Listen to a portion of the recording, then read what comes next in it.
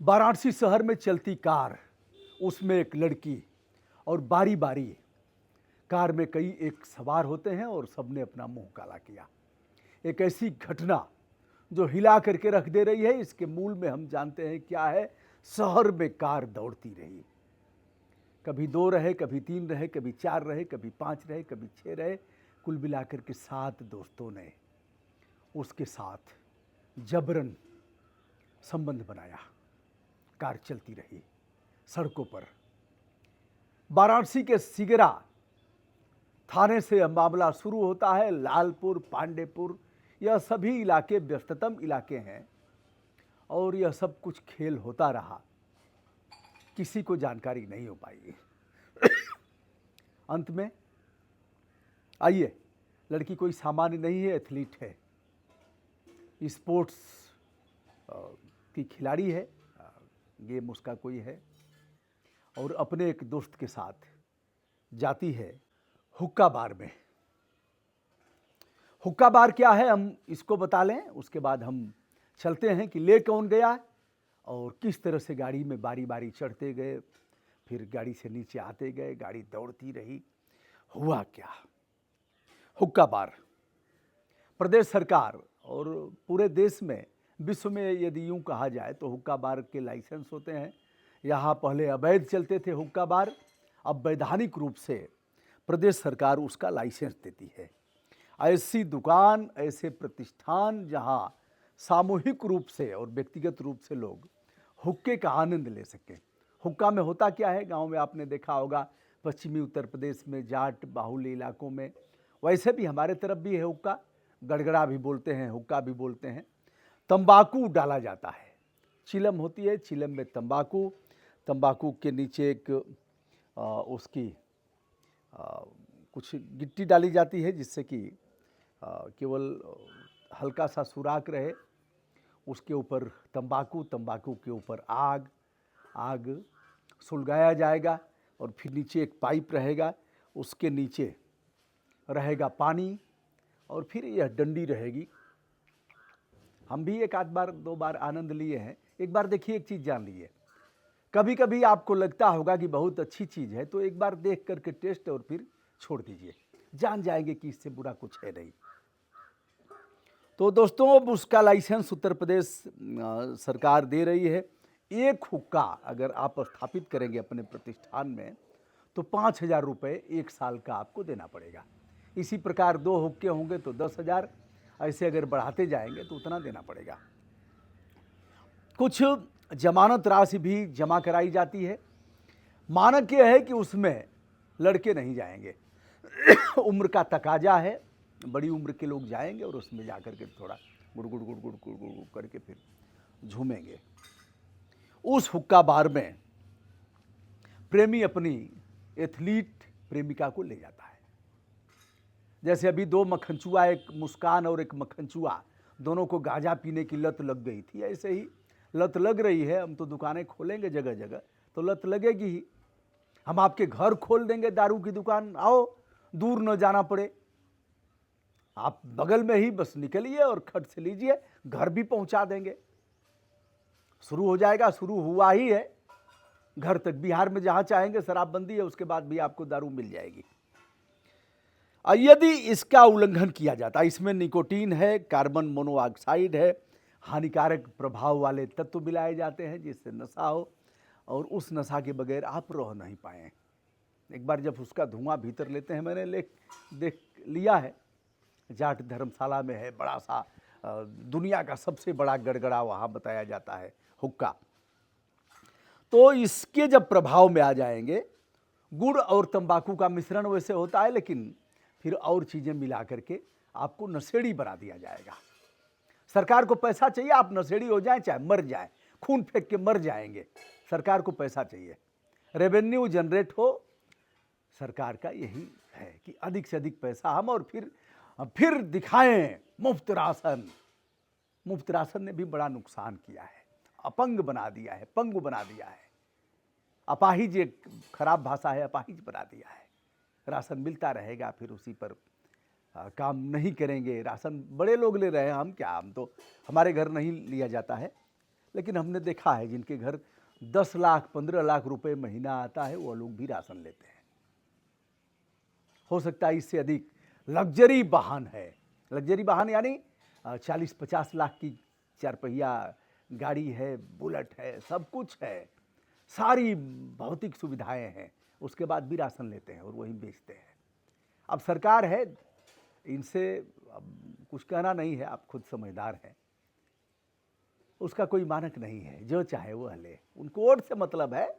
और आएगा बहनों भाइयों मुफ्त राशन, अरे अपने दादा के घर से दे रहे हो मुफ्त राशन, हमारा ही रसनवा है और दे रहे हो। आइए साहब विषय पर आइए। यह सिगरा थाने से शुरू होता है। पी करके जब दोनों थोड़ा सा, अब लड़के की नीयत खराब थी, लड़की को थोड़ा अधिक पिलाया, आपने थोड़ा कम पिया।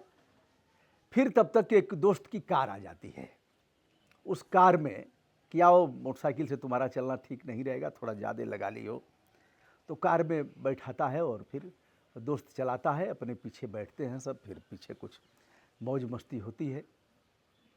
तब तक आगे एक और लड़का मिलता है, उसको भी पीछे बैठा लेता है, फिर दोनों मौज मस्ती करते हैं। आगे जाने पर एक और आ जाता है, फिर ऐसे करते करते कोई उतरता है, कोई चढ़ता है, गाड़ी पहुंच जाती है लालपुर पांडेपुर के तरफ। यह सब व्यस्ततम इलाका है बनारस के।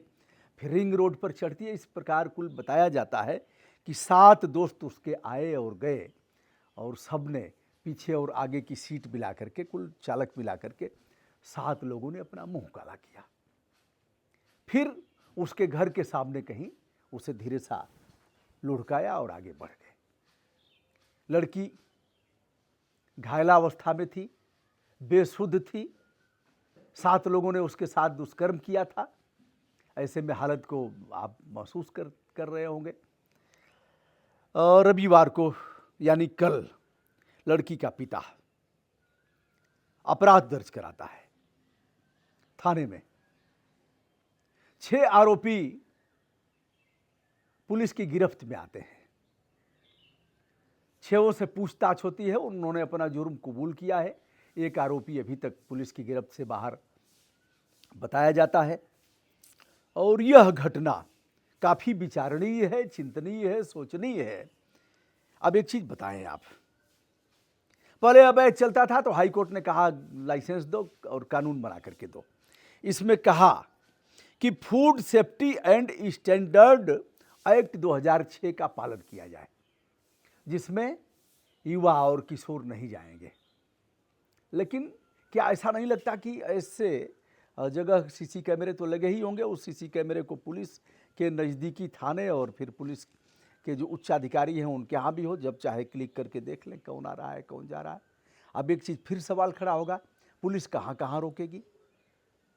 लेकिन एक सवाल और खड़ा होगा कि लाइसेंस तो आप दे रहे हो, कमिश्नरेट देगा, डीएम साहब देगा, तो इसे रोकने का भी काम आपका है। फिर सवाल खड़ा होगा कि यदि लोग रुक नहीं रहे हैं तो पुलिस कितना रोकेगी, प्रशासनिक अधिकारी क्या करेंगे? सारे सवाल जीवंत हैं और सारे सवाल का उत्तर हमें और आपको देना पड़ेगा। एक सवाल और है कि एथलीट थी, हुक्का बार में क्या करने गई थी? हुक्का बार में कोई गेम तो होता नहीं है कि वहाँ जा कर के आदमी कसरत करे, व्यायाम करे। वहाँ जिम के सामान रखे हों। हुक्का बार में तो नशा करने जाएगा। हुक्का बार में गई तो जाने की आदत रही होगी। अगर दोस्त ले गया तो इतनी पढ़ी लिखी तो है, ग्रेजुएशन की छात्रा है कि देखेगी हुक्का बार लिखा हुआ है, कहाँ ले जा रहे हो? कहीं चाय तो पी लेंगे, लस्सी तो पी लेंगे, हुक्का बार में क्या जाएंगे? तो इसमें हमारे भी दायित्व हैं कि हम अपने घर की बेटियों को उस पर उस हिदायत करें, उन पर नज़र रखें, हमारे बच्चे न बिगड़ें, इसे रोकने का हमारा दायित्व है। लड़कियां भग जाती हैं। सैकड़ों मामलों को मैंने देखा है, पुलिस पर ठीकरा फोड़ा जाता है। पुलिस अब मुंबई है तो कहाँ जाए? कप्तान साहब पैसा ही नहीं देगा कि मुंबई जाके गिरफ्तार करके ले आओ। अब लड़की को गिरफ्तार करना है तो महिला आरक्षी को भी जाना जरूरी है। अब कैसे जाएंगे? ट्रेन से जाएंगे तो 28 घंटे लगेगा, तब तक वह जगह बदल देंगे। ट्रेन में जाएंगे तो समय लगेगा। एरोप्लेन से जाने का पैसा सरकार नहीं देगी, ट्रेन से जाने का नहीं देगी। यह एक लंबी प्रक्रिया है, पैसा तो है इस मद में होता नहीं है। देवरिया के एक मामले में लड़की को बरामद करने के लिए पुलिस पर दबाव बनाया गया। पुलिस ने कहा कैसे जाएंगे, हमारे पास पैसे है नहीं। कहा साहब हम जैसे कहिए। कहा एरोप्लेन से करा दो, एरोप्लेन से करा दिया। लड़की को पकड़ करके पुलिस ले आई। अब ले आई तो मामला खुला। देखिए साहब, एरोप्लेन से हम तो सबके पक्ष जानते हैं और उनका भी रखना है, इनका भी रखना है, क्योंकि ये हमारी फंडामेंटल ड्यूटी है कि ना काहू से दोस्ती ना काहू से बैर। अब तंबाकू, जहरीला तंबाकू का सेवन करके जो घटना हुई है यह काफ़ी विचारणीय और चिंतनीय है। सावधान हो जाइए, सारा कुछ पुलिस के बल पर ऐसी घटनाओं को नहीं रोका जा सकता। हमारी और आपकी फंडामेंटल ड्यूटी है कि इसे रोकें, अपने घर के बच्चों को समझाएं, बुझाएं और उन्हें अच्छा नागरिक बनाएं।